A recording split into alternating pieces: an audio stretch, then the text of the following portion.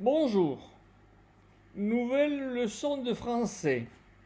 Notre objectif, savoir proposer, accepter ou refuser.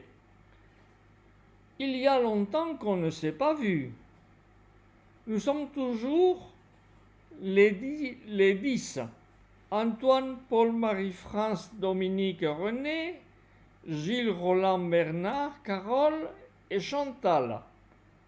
10 au total. Situation. Ça fait plus de 3 mois que nos amis ne se sont pas rencontrés et Antoine commence à s'interroger pourquoi et agit en conséquence. Antoine, il écrit un message diffusé à toute l'équipe de copains, aux 10. Voici le texte. Salut les filles et les garçons. Que se passe-t-il quand on ne s'est pas vu depuis notre dernière randonnée montagne? Il y a déjà 3 mois.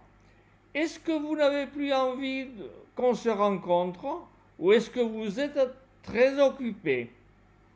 Dominique. Dominique répond à tout le monde. Salut, désolé, mais j'étais un peu malade. Je suis rentré à l'hôpital pour me faire soigner d'une hernie et je suis en train de me reposer. Je n'ai pas eu le temps de vous en avertir. Excusez-moi. Marie-France, en ce moment, j'ai beaucoup de travail. Je passe par une situation un peu délicate. J'ai un peu la déprime, le cafard, quoi. Antoine, eh bien, on commence bien. Je commence à m'inquiéter n'en ayant pas de nouvelles de personne. Paul, je dois m'occuper davantage de mes parents qui commencent à être très âgés. Et ça m'occupe pas mal de temps. Gilles, quelle surprise de recevoir de ces nouvelles. Je pose la question, on se voit quand? On fixe un rendez-vous? Carole, je propose un restaurant d'ici 15 jours. Comme ça, il y a un temps devant nous pour réfléchir et pouvoir se positionner sur cette idée. Antoine, la proposition de Carole me semble judicieuse. Pourquoi pas de se retrouver très prochainement? Chantal, merci de l'invitation, mais désolé, je suis aux études d'infirmière, en plein dedans. Je ne peux pas sortir, je dois travailler. Bernard, moi ça marche. J'ai vraiment envie de vous revoir. Roland, pour moi aussi c'est parfait. Proposez-nous une date. René, bonjour, je suis le dernier à y répondre. Actuellement, ça ne me dit rien. Je suis en train de divorcer et avec beaucoup de problèmes. Désolé, ce n'est pas pour moi cette invitation.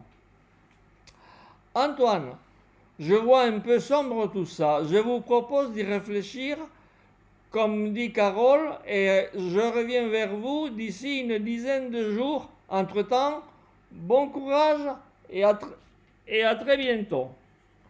Bien. Avez-vous compris?